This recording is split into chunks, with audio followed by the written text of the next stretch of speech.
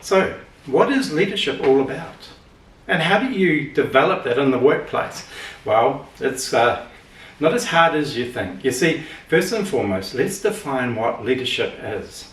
You see, leadership is about influence, nothing more and nothing less. Now, the good thing is that we all have influence.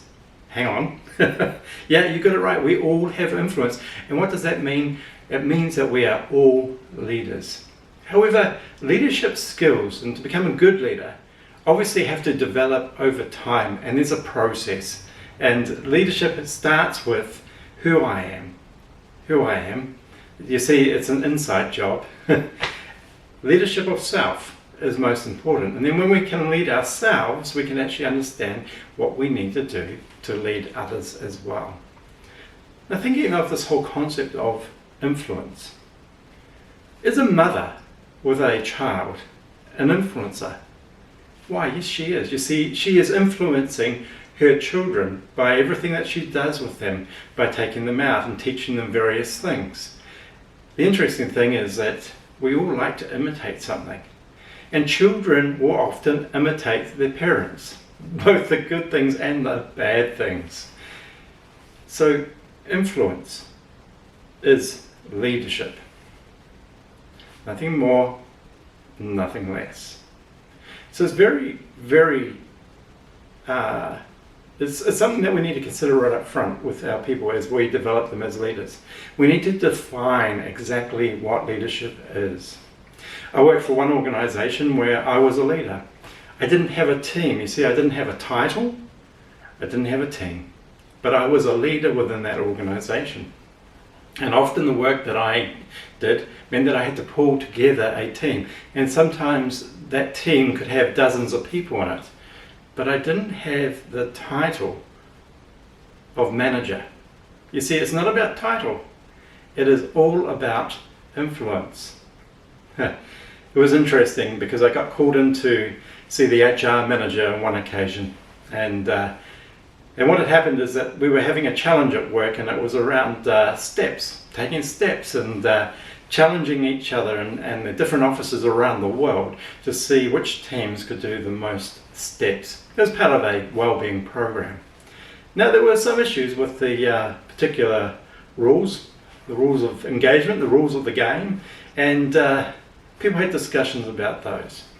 And I put into that discussion, it was an online discussion, a few comments here and there where I thought it would be helpful. However, what I didn't realise at the time, although I had good intentions, was that it was causing issues for somebody in HR. And I got called in to speak to that person, and I apologised for the issues that I had caused. And one of the comments that was made was, you know, the problem with you, Vaughan, is you are so influential in this business. And when you say something, people take that and they run with it. You see, I didn't have the title, but I had the influence. And influence gave me the ability to lead, even if I was aware that I was leading, or I was completely unaware of the fact. So that's the first thing that we need to understand. What exactly is leadership? The second thing we need to understand is that leadership is a process. It doesn't just happen overnight. Rachel Hunter here in New Zealand used to appear on an advert advertising shampoo, and she put it through her hair and all that kind of stuff, and she used to say it doesn't happen overnight, but it will happen. And the same thing with leadership. It's about a process that happens over time. And one of the key components to that process of developing as a leader is consistency. What are the things that I need to do consistently to develop as a leader? And over time, that can happen. So some of those things might be, who are the people that I'm hanging out with? Am I hanging out with people who are better leaders than what I am, so that I can learn from them? Another thing that you might want to do is you might want to look at the books that you're reading. You see, who mentors you really matters. And while you might have a mentor that is close at hand, There are also so many books that have been written. One of my favorite mentors is John Maxwell, and I own several of his 80 books that he's written on leadership. Probably have about 6 or 7 of them. And every day I commit to reading.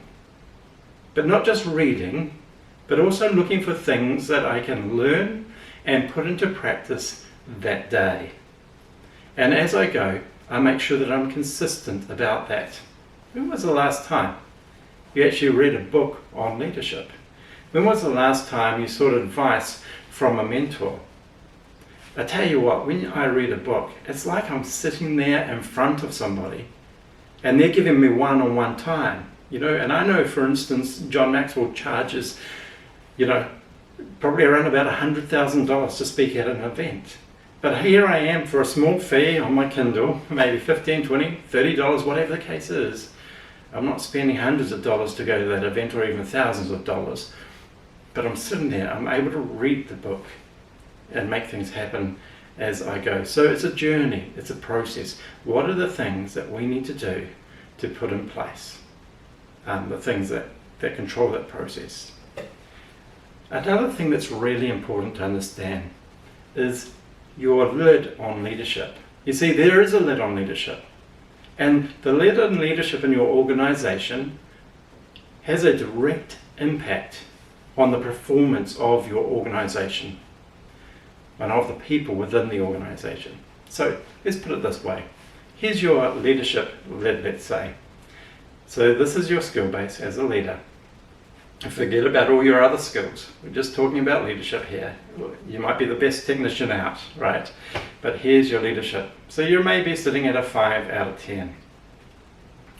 Well, the interesting thing is your organization, or the people beneath you, can only perform up to the lid of the leader. Believe it or not, your leadership lid, you put a cap on how those you are leading on how far they can go. You put the cap on them, and you might have some smart people on your team, some people who could do an outstanding job, but you put a cap on their potential. So it's really important that you do all that you can to learn to be a better leader and develop in your leadership so that that cap is raised. And as you grow as a leader, it allows your team to also grow as well. But if you don't grow as a leader, there is no room for growth. Now, what does that lead to? It leads to frustration. Have you ever heard of a leader causing frustration with their team? You probably heard it from people in other teams. Oh, my leader. Oh, they're just terrible and they can't lead, they can't do this and that. Well, what happens is when you've got this cap on your leadership, you cause a lot of frustration. All right, so it's up to you as a leader to improve that. And the good news is you can. All right, the good news is you can. You're not a failure. You can do it. Sometimes we just need a little bit of help, but you can do it and you can achieve remarkable results. Okay, what happens with this frustration if we don't grow as a leader? One, we keep our people at that place, and that's not fair on them. We need to be developing our people and helping them to grow. All right. Secondly, when they get frustrated, you know what they do? They grow a pair of legs, they walk out the door, and they go and find another leader who has a higher leadership lid. And that's why we lose good people. Have you ever heard the comment? It's always the good people that leave first. And I think there's a lot of truth in that, because they get frustrated by lack of growth for themselves, right? They might not be able to voice it. You know, there's often the thing I see going around on social media saying people never leave an organization, but they do lead a bad manager. All right. So anyway, I hope that this is helpful, and I encourage you to subscribe. At the bottom of the screen, there's a place where you can subscribe. I hope you can do that. Stay up to date with my videos. This is my first video ever for this channel. So it's a new beginning for Leadership Destination. And yeah, I hope to interact with you soon. You can also view the links. You'll see my LinkedIn profile, connect with me on there. You'll see a link to my website, all of those sorts of things. You're welcome to connect. Sign up for my newsletter, reach out to me, and if I can be of any help to you, I will. Have a great day, people. Lead well.